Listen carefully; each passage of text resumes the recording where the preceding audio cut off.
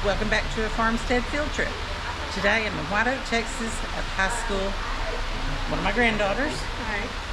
And this school is very special to me. This is where my mom graduated in 1957 as a valedictorian, despite some difficulties and some disabilities that she had. And now Lena is fixing to graduate, and we are so proud. Her mother would be thrilled. So today I am at the FFA plant sale that they have once a year in their greenhouse. They have wonderful things for sale today. And I've asked Lena to tell you a little bit about the project she's involved with the FFA Floral Design program. So Lena? Okay. I am in the FFA Floral Design program. It's a program where you learn how to design flower arrangements and just learn the basics of flowers. And if you want to go that way with your career path, it's really fun to learn all the things you get to do. Right now we're getting ready to go set up for a wedding tomorrow because our floral department has branched out to doing bigger things. So we're making bridesmaid bouquets and we're going to go start setting up tomorrow. And we can also do competitions where they pretty much give you a bucket of flowers and a vase and they say design something and make it beautiful. And actually I've placed pretty high in one of those contests. I placed 6th in the last one I went to, so I was very happy. Congratulations. Thank you. There was about 160 in my division, so I was very proud of myself for being able to place that. That's pretty awesome. All right. So she is busy, like she said, with the floral arrangements, so we're going to let her get back to class while Nana does some shopping. Don't get too much, Nana. No promises. Okay. It is plants. I love you too. So my goals today at the plant sale are to get some basil because somehow I ended up without basil seeds. I want an airplane hanging plant. We're just going to see what else kind of weird stuff they got.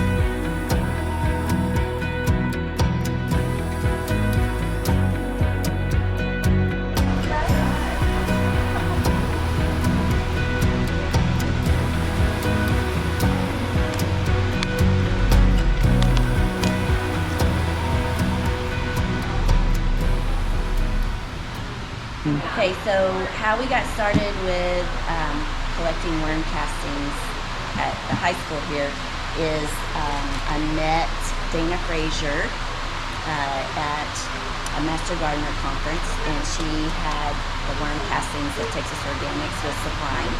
She gave me some to try in the greenhouse, fantastic. The plants are so healthy. And here's the cool thing about them. It's better than fertilizer in so many ways. It is fertilizer, but it's better than us purchasing it and the kids distributing it on the plants, is because when they do that, those little crystals, sometimes they get on a leaf and it'll literally burn a hole through the leaf.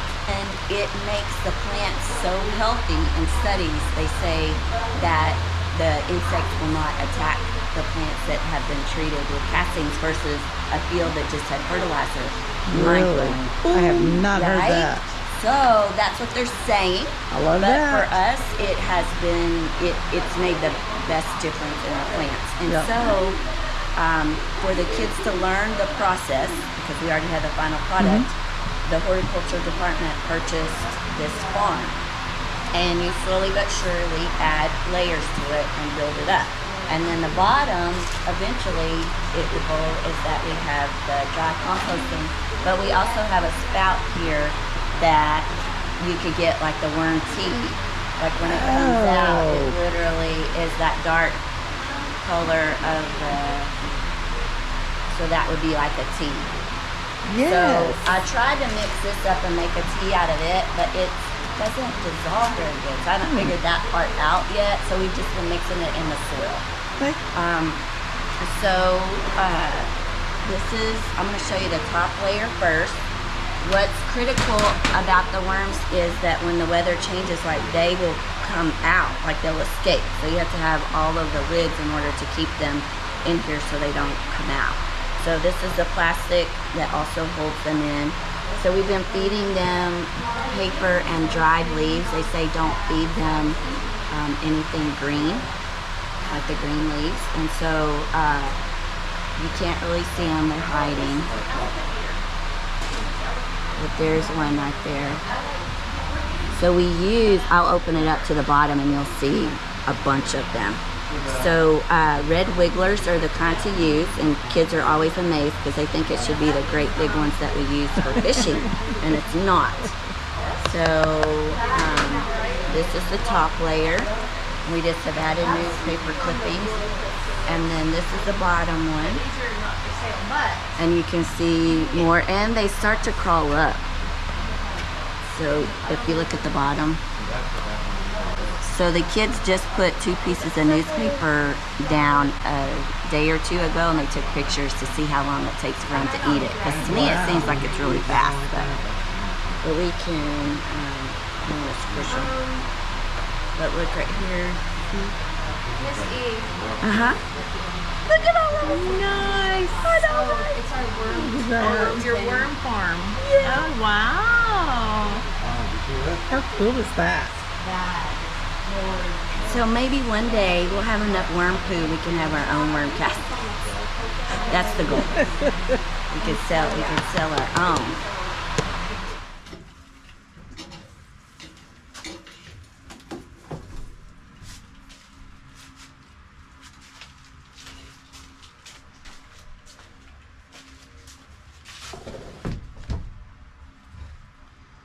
Very exciting trip this morning.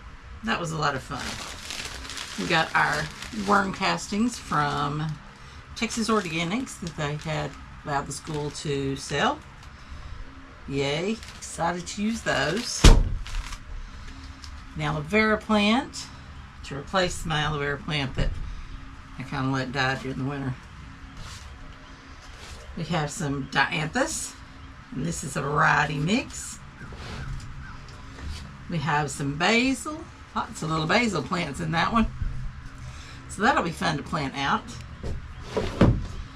And then some Dusty Miller. It's an ornamental plant. Almost looks like cabbage leaves. Really pretty. So we'll put that in a pot and put it out on the front porch.